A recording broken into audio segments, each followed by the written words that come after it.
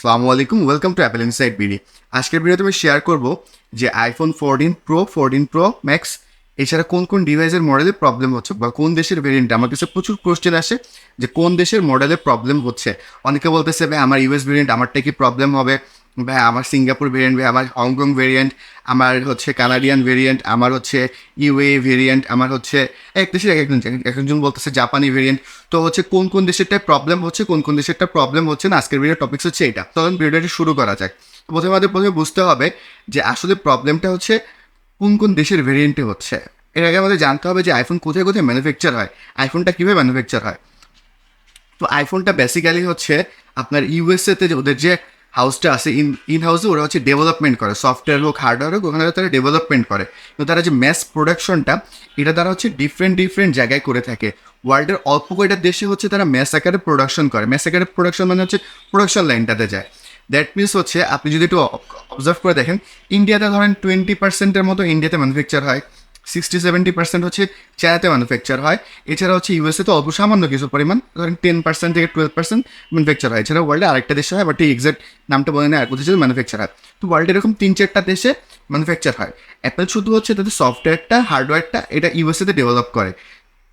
তো আইফোন কী বানায়, আইফোন হচ্ছে তাদের হচ্ছে মাদারবোর্ড বানায়, ব্যাটারিটা বানায়, তারপর হচ্ছে ডিসপ্লেটা হচ্ছে তারা কিনে নিয়ে আসে সাধারণত স্যামসংয়ের কাছ থেকে কিনে, এবং আগে 13 প্রো ম্যাক্সের ক্ষেত্রে তারা হচ্ছে বিওইর কাছ থেকে কিনতো।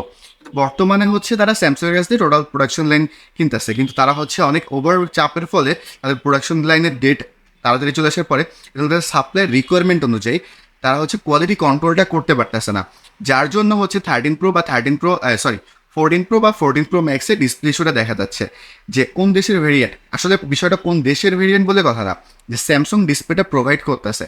তো ম্যানুফ্যাকচার তো হচ্ছে আপনার চায়নাতে অথবা হচ্ছে ইন্ডিয়াতে অথবা ইউএসএতে। তো যেহেতু চায়না স্যামসং ডিসপ্লেটা প্রোভাইড করতেছে, তো স্যামসং ডিসপ্লেটা প্রোভাইড করার ফলে যে ডিসপ্লেটা হচ্ছে স্যামসং পাঠাচ্ছে, তো স্যামসং এখানে কোয়ালিটি কন্ট্রোলের কিছুটা কমতি রাখতেছে, আর হচ্ছে অ্যাপেল ম্যানুফ্যাকচার করতেছে।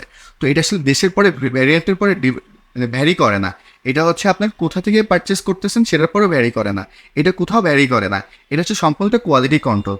তো এই কোশ্চেনটার হচ্ছে কোনো ব্যাখ্যা নেই যে আমার ইন্ডিয়ান ভেরিয়েন্ট হোক, আমার জাপানি ভেরিয়েন্ট হোক, আমার ইউএই ভেরিয়েন্ট হোক, বা আমার হচ্ছে সিঙ্গাপুর ভেরিয়েন্ট হোক, আমার কোন ভেরিয়েন্টের মধ্যে প্রবলেম হবে, কোন ভেরিয়েন্টের ফলে প্রবলেম হবে না। এটা আসলে সম্পূর্ণটাই ভ্যারি করে, যে যে কোনো ডিভাইসটা হতে পারে। এবং প্রবলেম হচ্ছে 14 প্রো এবং 14 প্রো ম্যাক্স।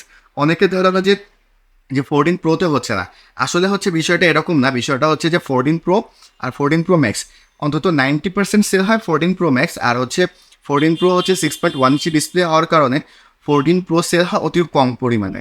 এর জন্য হচ্ছে 14 প্রো নিউজটা আমরা খুব কম জানি। তবে আমার জানার মতো 20-25টা আমার একটা শপের সাথে লিঙ্ক আপ আছে, তো আমি তাদের কাছ থেকে ইনফরমেশন পেয়েছি। তাদের কাছে অন্তত 20-25টা এই অল্প কদিনের ভিতরে, 1 মাসও হয়নি, তার মধ্যে 20 থেকে 25টা শুধু প্রো আসছে, প্রো ম্যাক্স আরও বেশি আসছে। তো তাদের ডিভাইসে এরকম প্রবলেম হচ্ছে।